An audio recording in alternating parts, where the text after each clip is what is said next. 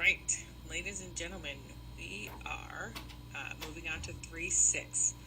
I kind of battled with myself about the method in which to teach 3-6. That's why the Ed Puzzle has taken so long to come out. But I decided I'm just going to use it the way that the book shows. So, the book shows, here are example 1, 2, and 3 in your book. So I'm going to try to work through these this time around and see if that makes things any clearer, because then you can take notes in your book and refer to them later. So in chapter 3-6, we're going to talk about finding simple interest, finding percent of interest, and finding the principal.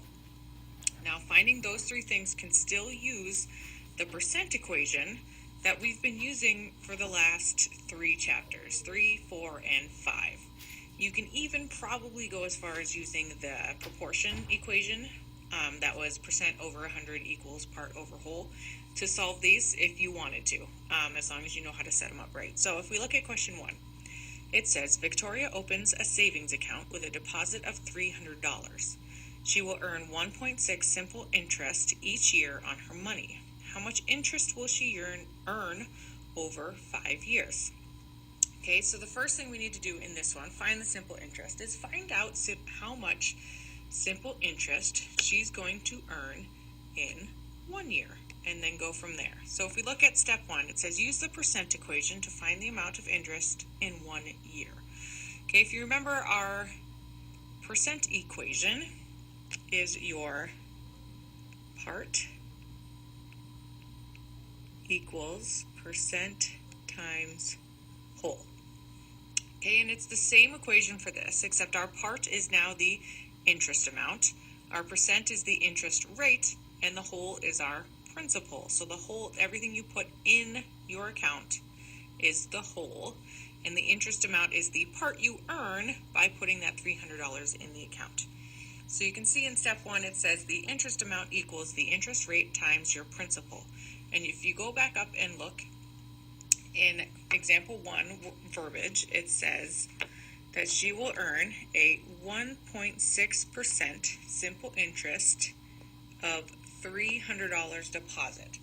So remember, when we use percents in the percent equation, we have to convert them to decimals first. So 1.6% converted to a decimal is when you just divide by 100. So you move that decimal place 2 spots this way, which makes it 0.016. Once we know that, and you can see that that's exactly what they did here, we then put in the principal, our whole amount, which is $300, and then we multiply those to find the part. Part equals percent times whole. So when we take that 0.016 times 300, we get 480. Now that is the interest amount that is earned in 1 year. This is one year. And the question above is asking 5 years. So how do we find out how much she earns in 5 years if we know how much she earns in 1 year? Well, we just multiply it by 5, which is what they do in step 2 over here. So we have 4.8 times 5, which is that $24. 4.8 times 5. Whoops. So in 1 year, she would earn, Victoria, she's a she, Victoria would earn $4.80, and in 5 years she would earn 24. So if we look back up the question, how much interest will she earn over 5 years, assuming she doesn't take out or add any money? Well, she would earn $24 in 5 years. Okay, if we go on to the try it below that, it says Victoria has another account at the bank that pays 2.5% simple interest. How much interest will she earn in 8 years on an initial deposit of $250, assuming the same, that she does not add or take out any money from the account? So we need to take the 2.5% interest expressed as a decimal. So we have 2.5 divided by 100, which means we go whoop, whoop, It ends up being 0.025 as a decimal.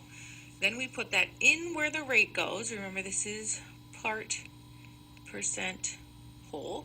The percent is your 0.025. And what is our whole, or what's our deposit this time? Well, it's 250. So we have our 0.025 times 250, and that is 6.25. So that's how much she earns in 1 year. So how do we find out how much interest she earns in 8 years? Well, our dollar was 6.25. That was for 1. We need to multiply it by 8, and that's going to give us $50. She will earn $50 in interest over 8 years. All right, now let's move on and look at example 2 at the top there. So in example 2, it says find the percent of interest. So now we're finding the percent. So our equation is going to be like the percent equation we've been using along. So percent equals part over whole. Okay, so we have Maya's older sister got a loan to buy a used car for $3,400. What is the interest rate on the loan? So if you look over here at the ad, it says if you borrow $3,400 for this car today, you'll pay $850 in interest per month. Okay, so if it's $850 a month, we have to find out how much she pays in a year. We have to use a year in this equation to start. So if she pays $850 per month, that means we would do $850 times 12, because there's 12 months in a year, and we would get $102. So that's what they did right here. Okay, so our 102, that's a part of that $3,400. That goes in our part spot, which means it goes first. So our part equals percent, which we're finding, because it asked what is the interest rate, and I know that's a percent. And then we put in our loan amount, our whole, which is that $3,400. Okay, when we look at this, what is the opposite of multiplying by 3,400? Well, dividing by 3,400.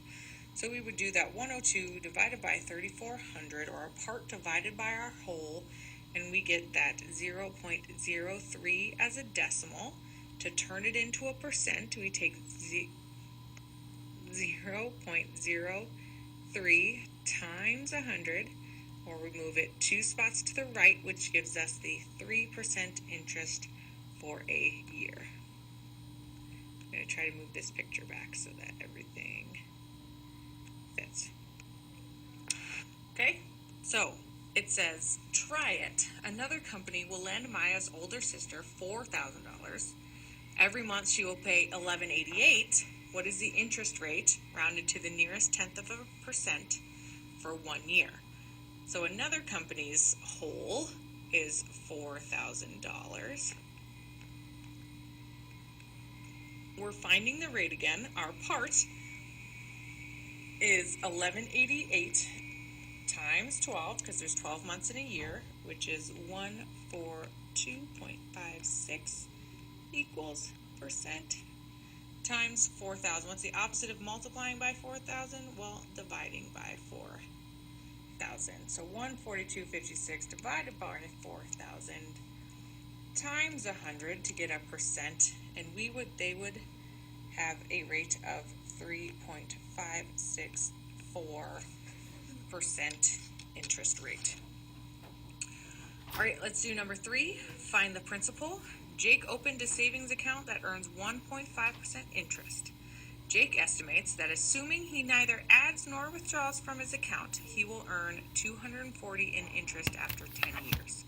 How much did Jake deposit when he opened the account? Okay, for this question here, we're finding the whole. How much money did he put in there? So we have part equals percent times whole.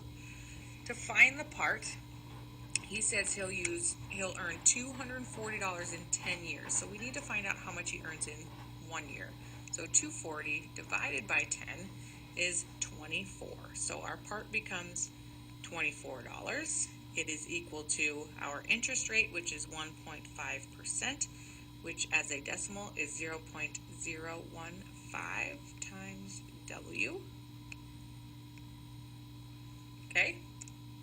Now from here, what is the opposite of multiplying by 0.015? Well, it would be to divide by 0.015. So 24 divided by 0.015 equals $1,600. So he put $1,600 into that account 10 years ago, and he would earn $240. Or if he put it in now, in 10 years, he would earn $240 in interest after those 10 years.